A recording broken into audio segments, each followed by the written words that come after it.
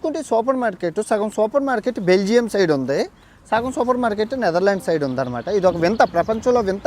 ఒక మార్కెట్ 2 దేశాల్లో ఉండడం.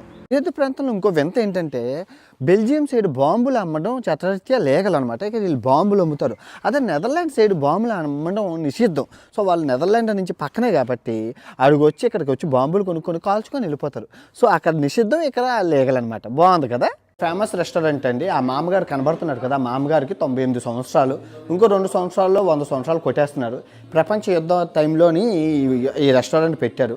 సగం బెల్జియం సైడ్, సగం నెదర్లాండ్ సైడ్ ఉంది. ఇక్కడ ఇది కూడా ఒక పెద్ద వింత. ఈ మామగారు చాలా ఫేమస్. ఎరుపు రంగులో ఉంది కదా, ఇది బెల్జియం వాళ్ళ పోస్ట్ ఆఫీసు. ఇది నెదర్లాండ్ వాళ్ళ పోస్ట్ బాక్స్ అండి, ఆరెంజ్ రంగులో ఉంది. ఇప్పుడు మనం ఈ దుకాణంలోకి వెళ్దాము, ఎలా ఉంటుందో చూద్దాము. అమ్మయ్య చూడొచ్చు ఈ సూపర్ మార్కెట్ ఎలా ఉందో.